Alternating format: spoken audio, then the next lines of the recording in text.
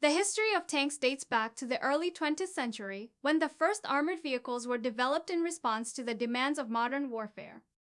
The development of tanks was spurred by the trench warfare of World War I, which demonstrated the need for vehicles that could cross trenches and move through difficult terrain.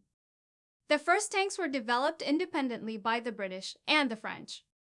The British built the first tank, the Mark I, in 1916. This early tank was slow, unreliable, and prone to breakdowns, but it demonstrated the potential of armored vehicles on the battlefield.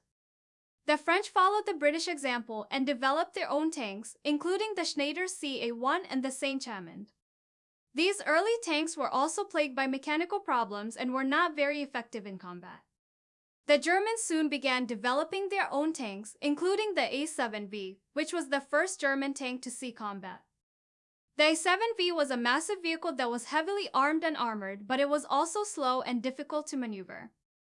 During World War I, tanks became a critical component of modern warfare. The German panzer tanks were particularly effective and played a major role in the early successes of the German army. The Soviet Union also developed a formidable tank force, including the T-34, which was one of the most effective tanks of the war. After World War I, tanks continued to play an important role in modern warfare. The development of new technologies, such as guided missiles and advanced armor, has led to the creation of increasingly advanced tanks that are faster, more maneuverable, and more heavily armed and armored than ever before. Today, tanks remain a critical component of modern armies around the world.